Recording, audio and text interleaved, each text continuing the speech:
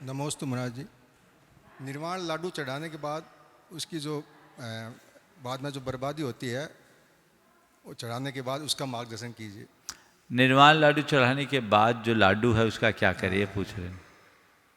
देखिए, मैंने अनेक बार बोला, न केवल निर्वाण लाडू, नित्य पूजन में भी जो आप द्रव्य सामग्री चढ़ाते हैं, कोलकाता वालों को तो और विशेष मैं कहूँगा, आपकी द्रव्य सामग्री कहाँ बिकती है, उसका उपभोग कौन करता है, उसके साथ अभक्ष्य पदार्थ खाए जाते हैं। ये पाप आपके सिर पे आता है। अहिंसा की देवता के लिए अर्पित द्रव्य का उपभोग अभक्ष्य पदार्थों के साथ हो रहा है, मांस भक्षण के साथ हो रहा है, मच्छी के साथ खा रहे हैं। ये आप महादोष के भागी बन रहे हैं। मैंने अनेक बार इस विषय में बोला है कि भगवान के चरणों में चढ़ाए गए द्रव्य सामग्री का अधिकारी माली नहीं, पशु पक्षी दीन दुखी हैं। आप उस द्रव्य सामग्री को गौशाला में भिजवाइए, आप उस द्रव्य सामग्री का पक्षियों में चिड़ियों को चुगने के लिए दे दीजिए, आप कोई और उपयोग कीजिए, माली को पगार दीजिए।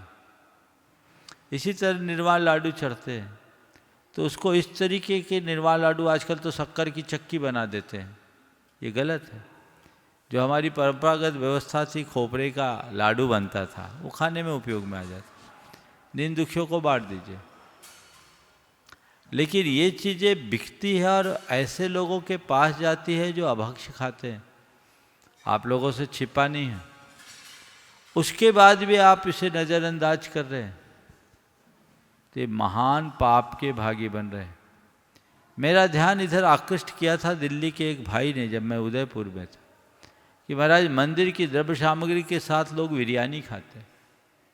सुन करके मुझे बड़ा दुख हुआ। मैंने पता लगाया तो बोले बिल्कुल वास्तविकता है, और अल्टीमेटली जाता तो कहीं ना कहीं है। तो इसी तरह आपके यहाँ भी सारे देश में होता होगा। तब मैंने कहा था कि शास्त्र इस विषय में तो ये कहता है कि पशु पक्षी और दीन दुखियों के लिए इसका उपयोग हो, तो आप उसका उपयोग कीजिए। सब मंदिरों में एक ऐसी व्यवस्था बनाइए, सारी सामग्री कलेक्ट हो, कुंटलों से द्रव्य सामग्री निकलती है और वो गौशाला में चले जाए। उसका एक संयंत्र भी आता है जिससे कैटल फीड बन जाता है।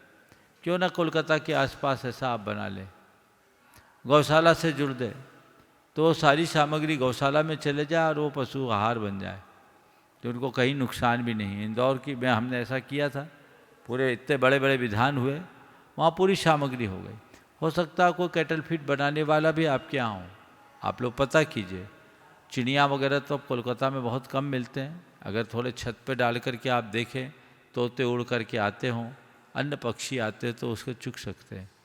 तो कुल मिलाकर के द्रव्य सामग्री का सही विनियोजन होना चाहिए। यहाँ वहाँ जाने से और उसके साथ अगर अभक्ष्य का सेवन होता है तो ये महान पाप का कारण है। इससे कल्पना मात्र से मन सिहर उठता है। थोड़ा सोचो कि आपकी द्रव्य सामग्री के साथ लोग अभक्ष्य खा रहे हों तो मन कैसा करता है। सुधार कीजिए। कोलकाता में इसकी शुरुआत काकुल गाछी से ही कर लीजिए।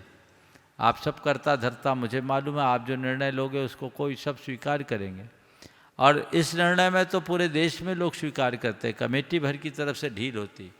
माली को इतनी पगार दीजिए कि उसका अच्छे से पेट भर सके, उसे कुछ सोचना ना पड़े। लेकिन बाकी लोगों के लिए तो ये चीज़ें ठीक नहीं हैं, इसलिए इन पर बहुत गंभीरता से विचार करना चाहिए। यदि ऐसी व्यवस्था आप बना लोगे तो एक बहुत सार्थक पहल होगी। न केवल काकुलगाछी बल्कि सभी मंदिरों में एक ऐसी व्यवस्था बनाइए, केंद्रीकृत व्यवस्था बना लीजिए, ताकि सामग्री वेस्ट भी ना हो और उसका सदुपयोग हो।